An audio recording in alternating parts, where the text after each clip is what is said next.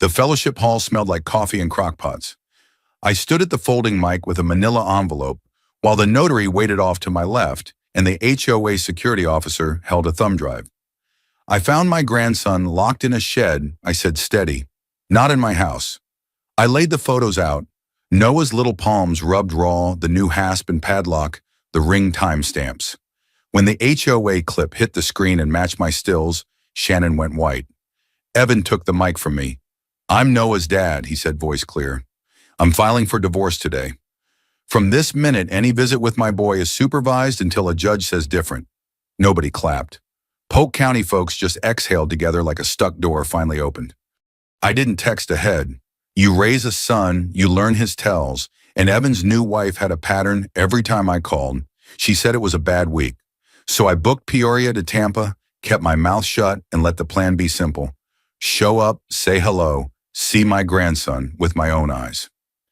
3 hours later, I was trotting off the jet bridge at Tampa International, rental keys in my palm, a gray Corolla pointed onto I-4 by 12:48 p.m. The green Polk County sign slid past on my right. I ducked into the Wawa off exit 31, topped off the tank, grabbed a coffee and a sleeve of chocolate chip cookies for Noah, and kept going. I took the long side of Lake Hollingsworth, then down South Florida Avenue. I know the route like the lines on my hands. I helped Evan move in the first time around. I'm the one who bought this house when he got married, the first time signed at the title company, changed the porch light, and paid the first year's HOA myself. Folks say kids should struggle like we did. Maybe. I had the money and I wanted my boy to start without the anvil I carried. At 1:22 p.m., I turned into their cul-de-sac. The motion light over the garage buzzed on, even though it was full daylight. The city trash can sat cocked open with a strip of wood propping the lid. A toddler's plastic cup, blue with dinosaurs, balanced on the porch rail with a sun-baked ring of juice under it. On the walkway by the side gate lay a single little shoe, Velcro strap half open like a mouth. Small oddities don't mean much by themselves. Live long enough, you feel a pattern start to hum. I didn't knock. The front door was unlocked. The TV muttered from the living room. Cold air washed over me, the good kind Evans in HVAC tech. He keeps Freon in his sleep. From the kitchen, I heard a fork tap a plate.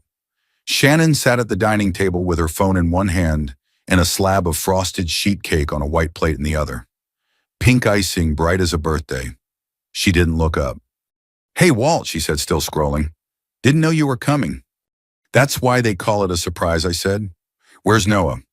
She let out a laugh without much air. "Time out. He throws blocks." I looked at the high chair pushed against the wall. Clean. No crumbs under it. The toy bin sat by the TV stand, every little car aligned, nose out like a dealership lot, too neat for a 3-year-old at 1 in the afternoon. I set the Wawa cookies on the counter beside a Publix bakery box, open and caving a little from the heat. Same cake, same frosting, a corner already gone. "Evan around?" I asked. "On a call," she said. "He'll swing back." She stabbed the cake again. I could smell the sugar from where I stood. I don't look for trouble. I worked 4 decades around conveyor lines and men who could turn a small mistake into a big one. You get in the habit of checking your corners.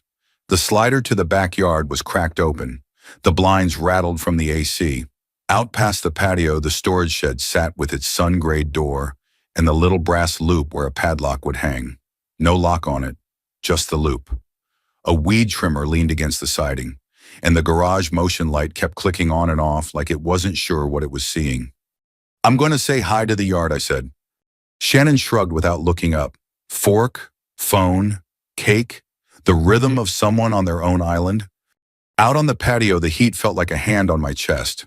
The Florida sun makes its own rules. I walked the pavers slow, letting my eyes adjust. Somewhere a dog barked. Somewhere a mower coughed twice, caught, and ran steady. The motion light ticked, then went dark again. "Buddy," I called, not loud. "Noah." No answer. A lizard zipped across the concrete and disappeared under the grill. The shed door had a rough scrape along the jamb, like it had been forced once and painted over. I put my palm on the wood. It was hot, a little soft where the rain got to it. When I leaned in, I heard something faint. Not a voice at first, a drumming, like a bird working a dead tree. I froze, tilted my head, and heard it again. Small, hollow. Then the smallest voice, hoarse and hopeful, "Papa." My mouth went dry. All the noise, I-4 traffic, the TV, the AC fell away. I looked back at the slider. Through the glass, Shannon lifted another bite of cake and took a picture of it with her phone. In the reflection, I saw myself a man my age who's already seen this movie, the part where people explain things away. I wrapped my hand around the shed latch. The hinge screws were starting to back out. The brass loop showed fresh rub marks. Someone had been locking this door. I didn't shout. I leaned close to the seam and said quiet, "I'm right here, buddy." "Papa," he said again a little higher, and then the drumming started up faster. Tiny fists on hollow wood. That's when my heart did the thing it does before you make a call. You can't unmake. Some doors you open, there's no going back to polite. I set my feet, glanced once through the glass at the woman with the cake, and put my shoulder to the door. The first hit didn't do it. The wood flexed with a dry groan and shoved me back a half step. I set my shoulder again lower this time and drove through. The latch plate popped with a sound like a snapped ruler. Hot air rolled out, the kind that smells like cut lumber, fertilizer, and old gasoline. It was dark enough to make my eyes ache. I reached for the pull chain and missed twice before I caught it. A single bulb blinked on dull and yellow. Noah was in the corner on a flattened moving box, cheeks blotched and shining curls stuck to his forehead. He had on a little gray t-shirt with a green dino and no shoes. His palms were red as if he'd been clapping fire. When he saw me, his face changed from knotted up brave to the kind of cry that comes from the center of a kid. He launched arms up. I scooped him and felt the heat coming off him through the shirt. "I'm here, buddy," I said into his hair. He smelled like warm pennies and grass. "You're okay." Behind me, the slider rattled. Shannon's voice came thin through the gap. "What are you doing?" I turned with Noah on my hip and shouldered the busted door wider. The hasp hung by one screw. The brass loop showed a bright crescent where a lock had been rubbing. A brand new padlock sat on the shelf inside, next to a half-empty bag of potting soil and a weed trimmer with orange line. I saw a blue beach bucket, a cracked plant saucer, and one of those cheap plastic timers, white face black, numbers sitting on the bench at 0. "Not in my house," I said. My voice came out even. "I've learned you don't have to shout when you're right." "It was time out," she said, like she was telling a clerk the wrong change. "He throws blocks. He laughs when I say no." "How long?" I asked. 2 minutes, she said too fast. "Maybe 3. I looked down at Noah's hands. The skin at the base of his fingers was shiny and starting to swell. He worked them like they hurt when the air hit. I pressed my cheek to his temple. He was too hot. The shed bulb hummed. Somewhere a cicada ripped open and kept going. "Inside," I said. She stepped back like I'd shoved her, though I hadn't touched her. The slice of cake sat on her plate, pink icing smudged where she'd pressed the fork. A sweet, thick smell hung over the table. On her phone screen, a photo of the cake sparkled with a little glitter filter. I took the slider with my free hand and pulled it wide. Cold air hit us like rain. In the kitchen, I set Noah on the counter by the sink and ran cool water just a trickle. He flinched at first and then watched like the stream was writing something for him. I eased his hands under, palms up one at a time, and counted slow to 30 for each, the same way we cooled burns back at the plant. He looked at me, big eyes, asking if this was going to last. "You're okay," I said again. "I've got you." Shannon stood 2 steps back, arms folded tight against her ribs. "You can't undermine me like this," she said. He was testing boundaries. "He's 3, I said. "Your boundaries fit in a room with air." Her jaw clicked. "Evan will be mad you broke the shed." "Good," I said. "He can look at it with me." I patted Noah's hands dry with a clean dish towel and checked his pulse the way the nurse showed me a winter ago when he had RSV, 2 fingers on the little wrist count, 15 seconds multiplied by 4. It was fast, but not crazy. He rested his forehead against my collarbone and sagged the way kids do after they've been brave too long. I felt my shirt soak where his hair touched. My own heart leveled out, that old machine, settling into a rhythm from 1,000 nights of problem solving. "Want some water?" I asked him. He nodded in the small way. I filled a small cup and held it while he took slow sips. He made a little ah sound after the first. The sound put a hand around my throat. "Time out isn't abuse," Shannon said, finding her footing. "He has to learn." "He will," I said. "From people who aren't locking him behind a door." She blinked, then smirked like she found a card to play. "You don't even live here, Walt." This is our home. I bought this house, I said. I didn't raise my voice. I signed for it at title when Evan got married the first time. I paid the HOA the year he went hourly at his new shop. That porch step, I replaced it myself. If a door under this roof is used to trap a child, we're going to have a different kind of conversation about whose home this is. She opened her mouth and closed it again. The TV murmured something about a car dealership. Outside the garage, motion light clicked on and off like a cricket with bad timing.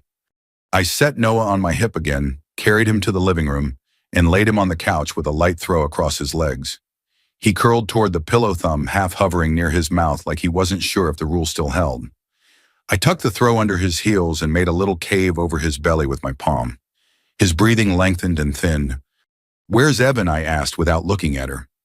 "On a service call in Plant City," she said. "He said he'd be 20 minutes. I took my phone from my pocket and opened the camera. I took 2 photos of Noah's palms, no flash, then the broken shed latched, the hasp, the brass loop, the cheap plastic timer on 0, the padlock on the shelf, the open Publix box with the same pink frosting as the slice on her plate. I took a wide shot of the dining table with the cake plate and her phone lying beside it. The clock on the stove said 1:41 p.m. "What are you doing?" she asked. "Writing things down while they're still true," I said, "so I don't have to argue about them when they get retold." She barked a laugh and shook her head. "You're being dramatic." I scrolled to contacts and tapped the Polk County Sheriff's Office non-emergency line. I put it on speaker and set the phone on the counter. It rang twice. A calm woman answered and asked how she could help. "Ma'am," I said, a steady, "my name is Walt Haynes. I just found my 3-year-old grandson locked in a backyard storage shed in Lakeland. He's safe now. I wanted to know the proper way to document what happened and who I should notify so this doesn't happen again." Shannon stared like I'd thrown a rock through stained glass. She took a step forward and then thought better and stepped back. The dispatcher asked for the address, times, whether there were injuries, whether anyone needed an ambulance. I answered plain, no extra words. When she gave me the number for the Department of Children and Families hotline and told me to keep any photos and note the time, I wrote, both on the back of an old grocery list by the phone. "Thank you, sir," she said, "and thank you for keeping the child safe." After I hung up, the house got very quiet. Noah's soft breathing was the only sound. I turned and looked at Shannon. "I'm going to take him to urgent care when Evan gets here," I said. "You can ride along or you can meet us there. But this," I nodded toward the yard, "will never happen again." She swallowed hard and found the edge of the counter with her fingers like the room had tilted. "You don't get to decide that." "I just did," I said, "and we'll let the right people help me make it stick." Outside, a work van engine turned into the cul-de-sac and settled. I recognized the rattle of Evan's ladder rack. I pulled the throw up under Noah's chin and kissed his hair once the way I did when Evan was small and scared of thunderstorms. Then I squared myself to the door. Evan's van door slammed. It was 1:47 p.m. by the stove clock. He came in wearing his work shirt with the stitched Evan patch. He saw the broken shed through the slider, then Noah on the couch with the throw to his chin. His face shifted from, "What happened?" to, "Am I already in trouble?" "He's okay," I said. "Hands got hot. I cooled them. He's resting." Shannon spoke first. "Your dad broke the shed and made a scene," she said. "Time out for 2 minutes, that's all. He threw blocks." Evan crouched by Noah, brushed curls with the back of his knuckles, and looked at the red places around the fingers like they were a map he couldn't read. "It was 2 minutes," Shannon said again. "He has to learn." Evan looked at me. "Dad." "I found him locked in the shed," I said. Door latched. Padlock on the shelf. Heat like an attic. "Don't be dramatic," she said. I slid my phone across the counter, the photos of Noah's palms, the hasp hanging by one screw, the brass loop with fresh rub marks, the open cake box, the plastic timer on 0. "I called the sheriff's non-emergency line," I said. "They told me to document and call DCF. We're going to urgent care." Evan swallowed. "You called the cops." "I called the number for grandfathers who don't want to scream," I said. "No sirens, the right steps." Shannon's voice went sharp. "He undermined me. You let him control the house with his money." I looked at Evan. "I did buy this house. I've helped with bills." "That doesn't buy me a vote," I said, "but it does buy your boy an adult who opens a door when he hears tiny fists." The AC hummed. "What do you want me to say?" Evan asked. "We don't hit him. We're trying." I believe you want to be good parents, I said. But locking a 3-year-old alone in a hot box isn't trying. It's dangerous. It's not your call, Shannon said. I kept my eyes on Evan. Then make it yours. I slid a pen across and tore a clean page from the grocery pad.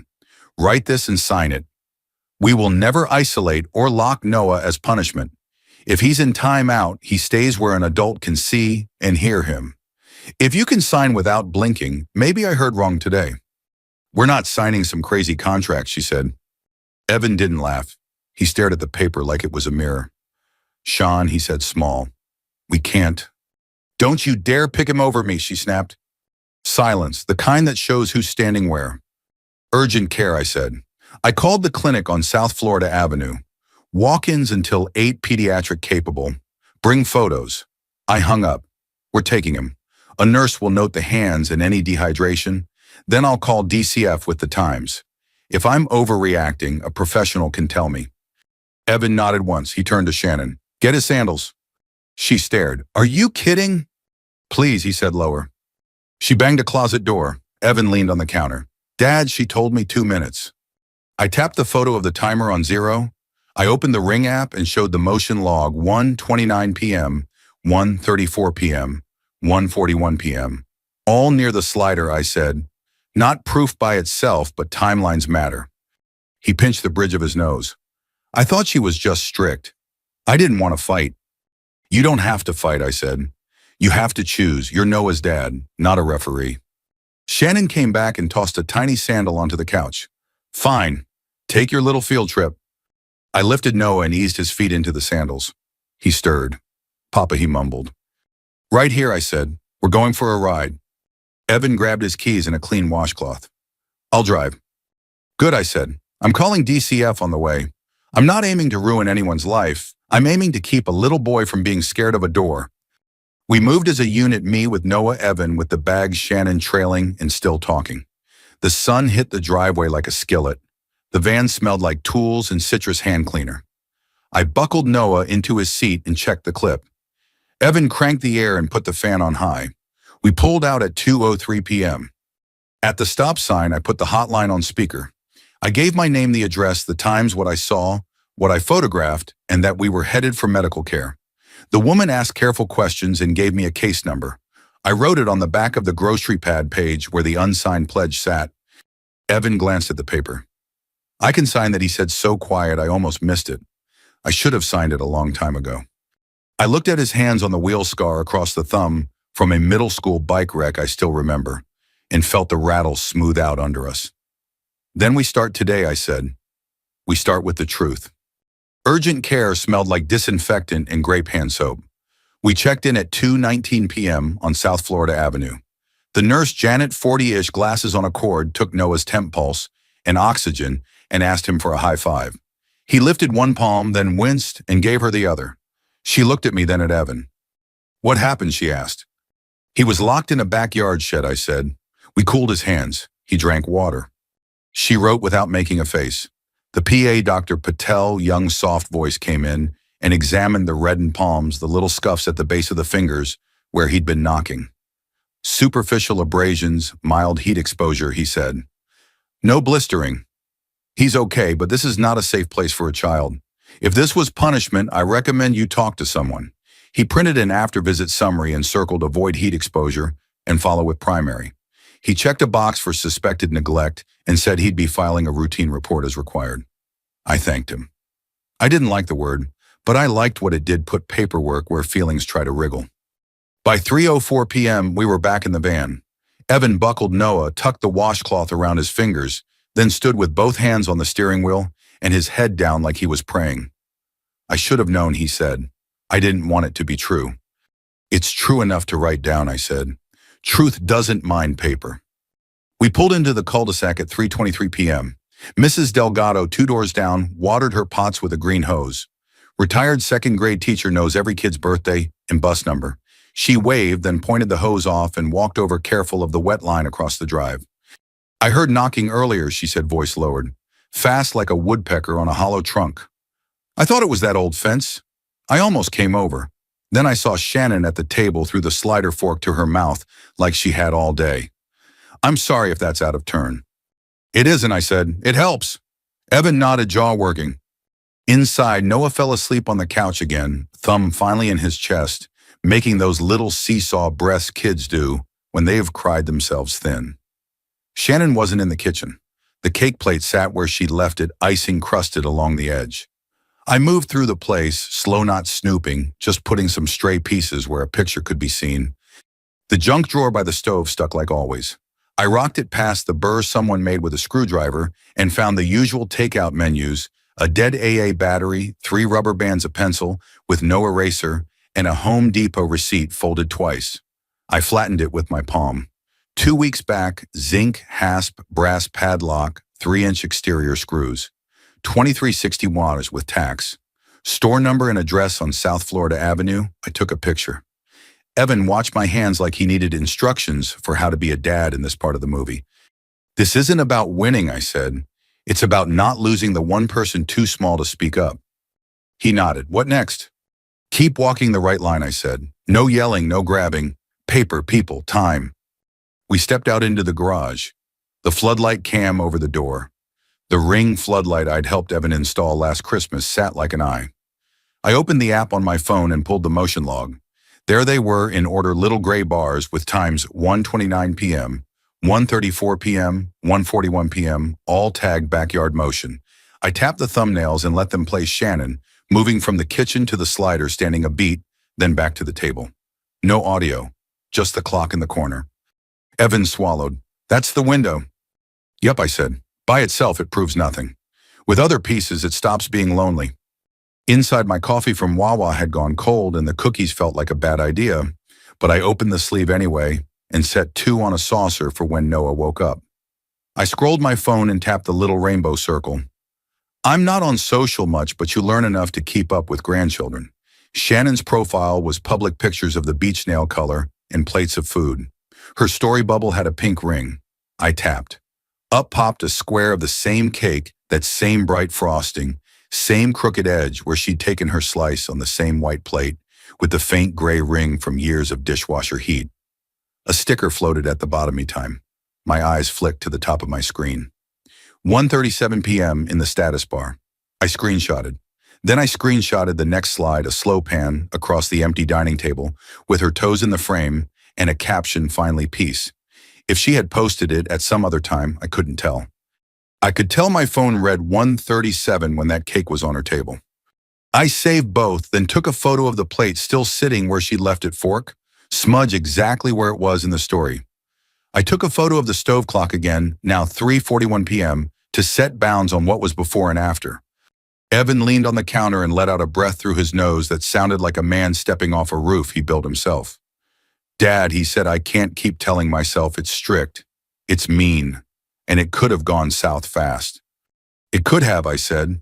We caught it in the shallow end. Now we keep it there. Noah stirred and called for water without opening his eyes. I held the cup and tipped a little to his lips. He swallowed, made the small ah again, and slept. The front door opened and shut. Shannon came in with a bag from Target, eyes hard mouth set. She took in the 3 of us and the way the room had been rearranged by the truth laying around. You 2 are making a federal case. We're making a file, I said. She put the bag down. If you think you can just... Shan, Evan said calm. We're done with locking doors. We're going to do this the right way. Dad's calling Pastor Cole. We're going to meet and get this straight with people who know what they're doing. I'm not sitting in front of half this town, she snapped. You don't have to, I said. But I'm going to speak at the potluck on Sunday. I'll talk 5 minutes quiet and plain and thank the folks who helped. We'll have copies for anyone who needs them. If I'm wrong, a lot of eyes will say so. Her face flickered. She looked at the cake plate like it had betrayed her. You're trying to humiliate me. I'm trying to protect a child, I said. If you want to help, you can. If you want to leave, you can. But we're not arguing inside a house with a boy sleeping in the next room. I took a card from my wallet, the mobile notary who helped me with a title transfer last spring, and set it on the table. Tomorrow, I said to Evan, we put the house into a revocable trust for Noah with rules that fit a 3-year-old's lungs. And we talked to a family lawyer about temporary orders. Paper first, feelings later. Evan looked at the card, then at his son, then at Shannon, and something settled in his shoulders. Okay, he said, I'm done pretending. I gathered the photos into a neat stack on the table hands, hasp receipt, ring logs, story screen caps, and slid them into a manila envelope I pulled from the desk. The same kind I'd had in my hand in that fellowship hall, coffee and crock pots in the air, when a room full of neighbors watched a pattern show itself. We weren't there yet, but we were pointed at it. Saturday felt brittle like a porch board that might crack if you stepped wrong. At 8:12 a.m., Noah pressed his palms to the table and said, "Not hot." Evan rinsed the blue dinosaur cup and slid it to him, eyes on the manila envelope. "We're not waiting," I said. "Paper, people, time." At 9:05 a.m., we parked behind First Baptist of Lakeland and went in the side door to the little office that smells like lemon pledge. Reverend Cole met us. "I won't judge," he said, "but I'll witness." I laid the prints in order: Noah's red hands, the broken hasp, the Home Depot receipt from 2 weeks ago, ring motion logs at 1:29, 1:34, 1:41, the Instagram story with the pink ice cake on the white plate. My phone's status bar read 1:37 when I captured it. A kitchen photo showed the stove clock in the same window. "That's our timeline," I said.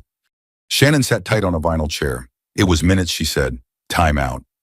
"Discipline happens where a child can breathe," I said. Yesterday was isolation. Evan stared at the photos. The copier hummed. Somewhere a vacuum quit and the silence made its point. "Here's what we do," I said. "Protect Noah first. Put the house into a revocable trust for his benefit with clear rules. Then talk to a family lawyer about temporary orders." "I'm not losing my home because you like paperwork," Shannon said. "It isn't your home," I said even. "I bought it for Evan when he married the first time. Today it becomes Noah's house on conditions." "Let's stay in the lane," Reverend Cole said. "You want a notary? I can have one here by 11. I called Ms. Garner, the mobile notary. 11:00 a.m., she said. "I also called a small family law firm on South Florida Avenue. 12:30 is open," the receptionist said. "Bring the DCF number." I read it off the back of the grocery pad. At 10:20, we stopped at the UPS store and printed clean sets. Across each, I wrote in block letters, "Truth doesn't mind paper." At 11:03, Ms. Garner wheeled in her case. We signed the revocable trust title, moved to Haynes Family Trust for the benefit of Noah. Evan named trustee tenant occupancy rules in plain words. No locks on any area a child can reach. Timeouts only where an adult can see and hear. Any violation triggers immediate removal of a non-guardian adult from the premises. She checked IDs, watched signatures, and pressed her round seal with a soft clack. Shannon stared like we were dragging a couch out from under her. "You can't erase me," she said. "Nobody's erasing you," I said. "We're drawing lines where the air flows." At 12:31, we sat in a small conference room at Harris and Pike Family Law. Attorney Pike listened while Evan talked on his own. He laid it out: the shed, the hands, the urgent care note, the DCF case number, the hasp receipt, the ring logs, the cake story at 1:37. Pike nodded. "You have enough for a temporary time-sharing order with supervised contact," he said. "We'll attach the photos, the medical note, the DCF intake number, and the trust documents. We can also file a petition for dissolution. I'll pre-draft the emergency motion and have an e-file packet ready for signature." Evan swallowed. "Do it," he said. "I love my wife, but I love my boy more than my pride." Pike slid a retainer across. Evan signed steady. "If this goes public," Pike said, "steer it to facts. Don't editorialize. Let the paper talk." He printed a one-page safety plan, supervised visits only. No isolation, no corporal punishment, DCF check-ins, pediatric follow-up. He handed Evan a yellow highlighter. "This is what you're standing on." By 2:05 p.m., we were back home. Noah napped hard, one sock half off. Shannon sat at the table with the cake plate flipped over the remaining corner like she could hide it from the clock. I set the safety plan on top of the trust rules in front of her. "I won't sign," she said. "You don't have to," I said. "The court can read." She looked at Evan. "Are you really doing this?" He didn't raise his voice. "I'm filing for divorce," he said.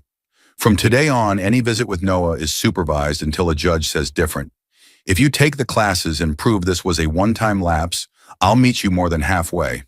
But there will be no more locked doors." She opened her mouth and closed it. The AC moved the curtain. That was the only sound. I slid the last two prints into the envelope, the cake story, with 1:37 at the top, the ring still with 1:41 in the corner, and sealed it. 5 minutes at the mic tomorrow," I said. Clean and lawful. I'll ask the HOA security officer for the side yard camera clip. If I'm wrong, I'll say so into a microphone. You're trying to humiliate me, she said. I'm trying to keep a child from being afraid of a door, I said. Evan clicked the highlighter cap and drew a bright line under supervised. I'll speak, he said, breath steady. I'm Noah's dad. Sunday after church, the fellowship hall smelled like coffee and crock pots and bleach. Long tables ran end to end under humming tubes. I set the manila envelope by the folding mic at 12:32 p.m. and lined up my prints the way a mechanic lays out wrenches hands, hasp, receipt, ring logs, cake story. Ms. Garner, the notary, waited off to my left with her black case. Reverend Cole stood near the piano. The HOA security officer, Pete Ricks, retired sheriff, still walks, like one held a small thumb drive between two fingers. Mrs. Delgado had a seat halfway back. The daycare director, Ms. Alvarez, came too and folded her hands like she was in her classroom. I tapped the mic once. I'll be quick, I said. My name's Walt Haynes. Yesterday at 1:41 p.m., I found my grandson Noah, 3 years old, locked in a backyard shed behind this address. I gave it plain. I opened the door. I cooled his hands. We went to urgent care. We called the proper numbers. Truth doesn't mind paper, so I brought some. I held up the first photo, Noah's palms red and shiny. I didn't let my voice do a thing it didn't have to. This is what tiny fists look like after knocking on wood. I set it down. This is the shed hasp broken when I opened the door. Down it went. This is a Home Depot receipt 2 weeks ago, South Florida Avenue, zinc hasp, brass padlock exterior screws. I set it next to the hasp photo. These are ring motion logs from the backyard cam. 129, 134, 141. I pointed to each timestamp on the screen where Reverend Cole mirrored my phone. This is a cake story posted at 1:37 p.m. Same plate, same frosting as the slice on the dining table. Different day if you say so. My phone read 1:37 when it was on that table. Folks didn't gasp. Polk County people don't generally. You could hear the compressor kick on in the soda fridge and the rattle of ice in a styrofoam cup near the door. I'm not mad, I said. I'm past mad. I'm interested in safety and lawful steps. Yesterday, we put the house into a revocable trust for Noah with rules that match a 3-year-old's lungs. Today, I'm asking for eyes on, not hands out. If I'm wrong, say so. If I'm right, help us hold a line. Shannon stood along the far wall, arms clamped across her ribs. She had a look like a person out in the surf who doesn't know the bottom moved. It was minutes, she said, voice hard and small at the same time. Time out. Discipline happens where a child can breathe, I said. This was isolation. I nodded to Pete Ricks. He plugged in his thumb drive. We've got one camera at the cul-de-sac mouth and one that catches the side yards, he said. No audio. Times are synced weekly. Here's yesterday. He clicked. On the screen, their fence ran left to right, the metal shed beyond the patio, the slider bright with sun. At 1:36 p.m., a figure, Shannon, by the hair and dress, moved from the kitchen to the slider and back to the table. At 1:41 p.m., she stood at the glass again, looked out, then turned and sat. The screen clock matched the ring corner stamps in my prints. You could feel the room calibrate. Not angry, just decided. That's when Shannon's color went. Her jaw worked like a hinge that needed oil. She let one arm fall and caught herself on the wall. Evan stepped up before anybody asked him to. He took the mic from me. He didn't clear his throat or apologize. I'm Noah's dad, he said steady. I believe strict when it was mean. That's on me. I met with a lawyer yesterday. I am filing for divorce today. From this minute until a judge says otherwise, every visit with Noah will be supervised. There will be no more locked doors. He held up the safety plan Pike had printed, the parts about supervised contact and no isolation lit with yellow highlighter. If you want to know what I'm standing on, it's this. Miss Alvarez nodded once like she'd just called roll. Mrs. Delgado didn't smile, but the corners of her eyes softened. Reverend Cole put a flat palm on the piano and said, "We're not here to shame. We're here to protect." Ms. Garner stepped forward. "I have acknowledgments for service of the trust conditions," she said, "and I'm authorized to witness signatures for filings." She slid a form across the little side table near the mic and clicked her pen. Evans signed where Pike had flagged in blue. She stamped soft clack, that round seal that makes paper weigh more. At 12:58 p.m., my phone buzzed. Email from Harrison Pike Emergency Motion and Petition e-filed. Case Moyer 2025 DR 1963. Process server scheduled for this evening. I didn't read it into the microphone. I handed my phone to Evan. He looked at the case number like it was a road sign to someplace you don't want to go. But you go anyway because that's where your kid is. Shannon spoke again, not much voice left in it. You can't take my life, she said. Nobody's taking it, I said. We're narrowing it to what doesn't hurt a child. Pete let the clip loop once more, then pulled the drive. If the court needs the original file, I've got it, he said. Chain of custody's clean. I gathered my prints. Thank you for your time, I said. If you hear Noah cry and it sounds wrong, you come knock on my door. I'll do the same for your grandkids. That's how we keep each other honest. People exhaled then, like a stuck door opening. Plates started to clink again. Someone lifted the foil off a lasagna. Evan and I stepped into the little side office where the church keeps hymnals and a 2-drawer file cabinet. He signed the last sheet Pike had sent. Ms. Garner watched and stamped. I wrote the DCF case number and the court case number on the flap of my envelope, the way old men tattoo reminders on their hands. When we came back out at 1:14 p.m., Shannon was still there. She wasn't yelling. She wasn't crying. She was looking at the exit like a person learning a new map. Evan didn't chase her. He picked Noah up from where Ms. Alvarez had him coloring at a folding table and set his boy on his hip. Noah leaned in trust like a warm weight. Shannon looked once at the screen where the time 1:41 had frozen on the last frame, and then at the door, and that's when it hit her all the way through. She went white in the kind of quiet that means a story changed chapters. Home, Evan said. We start over today. I nodded. We walked out into the heat with our names on the paper and the paper on our side, and the coffee smell followed us into the brightness, like something decent that didn't mind daylight. Monday morning, the Polk County Courthouse smelled like floor wax and paper. We passed through the metal detector at 8:41 a.m. and rode the elevator with a bondsman who knew the buttons by thumb. At the clerk's window, Evan slid his driver's license under the glass and said his name without wobble. The clerk printed 2 stamped copies, emergency motion, granted temporary, and highlighted the lines that mattered. Supervised visits only, no isolation, no corporal punishment, primary time sharing to father pending further order. Hearing set for 2 weeks, 9:00 a.m., courtroom 3E. She circled the date, slid the papers back, and said, Good luck, Dad. Evan tucked them into the manila envelope like a man putting away a flag. Outside, the heat landed on us heavy. We drove to the house we'd placed in Noah's trust and opened every interior door just to make a point to ourselves.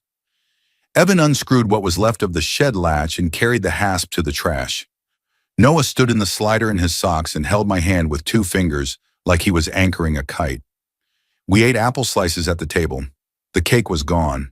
Shannon had taken it with her or thrown it out. The plate ring on the table remained a faint gray halo. At 11:10 a.m., a DCF caseworker named Miss Brandt came by. She wore flats and carried a tablet with a cracked corner. She looked at Noah's hands at the house rules we'd posted on the fridge at the trust paper tacked to the corkboard by the phone. She asked Evan to walk her through a usual day. He did no theater. When she asked about supports, I said daycare, pediatrician, the church, and me. She nodded and scheduled a check-in for Tuesday at 9:30 a.m. Keep doing what you're doing, she said. Consistency is your friend. That evening, we took Noah down to Lake Mirror Promenade. The bricks hold heat until dusk, then the breeze off the water evens things out. A jogger in a Lakeland Dreadnoughts t-shirt waved. We watched the swans tilt their necks and paw the water. Noah pointed at the fountain and said rain, and we agreed it could be rain if he wanted. Evan dropped a quarter in the wishing well by the amphitheater and said just in case, and I didn't ask what he wished for, because I knew. Shannon texted at 7:08 p.m. I want to see him. Evan replied with the safety plan in one photo and the court's temporary order in another. Wednesday, 3:00 p.m. Supervised center on Parker Street, he wrote. I'll be there. She typed and erased and typed again, then sent fine. No names thrown, no old fights dug up. The kind of exchange paper makes possible when feelings want to drive. The supervised visit went like, supervised visits, go form chairs, a bin of plastic animals, a clock you can hear. Noah showed her a blue stegosaurus and then wanted to know if Papa had snacks in the car. The monitor took notes and smiled with her mouth more than her eyes. When the hour ended, Shannon touched Noah's hair like it was a holiday she didn't get off for. On the way home, we stopped at Publix for milk and bread and a tiny balloon that said Super Kid. The cashier with the butterfly pin asked Noah his name. He said it soft and proud. She handed him a free cookie in a bag and said, "Keep those hands cool, sweetie." He beamed like a pilot taxiing. I made changes too. No more paying everything in quiet. I set up auto pay for daycare, kept the pediatric copays on my card, and let the other bills find their rightful owners. I told Evan, ask when you need help. Don't let help make you small. He nodded. He was learning what help looks like when it isn't a leash. A week later, we were back at the courthouse. Courtroom 3E had the same dry air hum as every courtroom I've sat in. The judge read the filings, looked at the photos, and spoke like a person ordering lumber, exact and unexcited. Temporary orders remained. Counseling for Evan and Shannon, parenting class for Shannon, supervised contact to continue psychological consult if recommended. This is about a 3-year-old's safety, she said. Everything else is adjectives. She signed and the pen made a sound I felt in my ribs.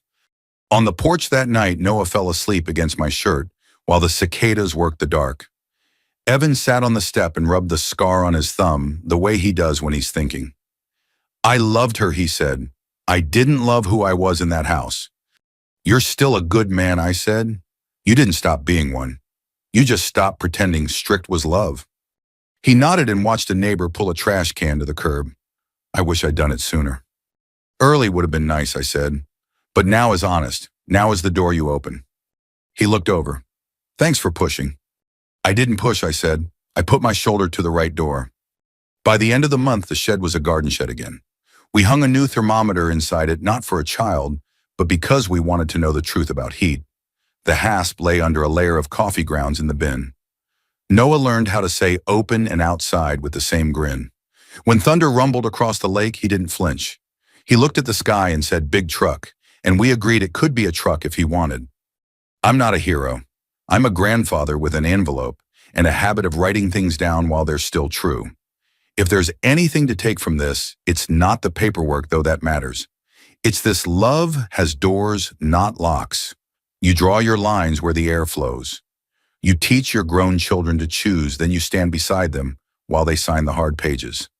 And when a room full of neighbors smells coffee and crock pots and watches you tell the truth, you remember that community isn't applause.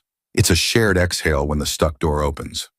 If this story rang true for you, if it sounds like somebody you love or a line you've been afraid to draw, share it with a friend who might need the nudge. Leave a note with your own porch light story, and if you want more plain true things told like this, subscribe and come back. We'll keep the coffee hot and the doors open.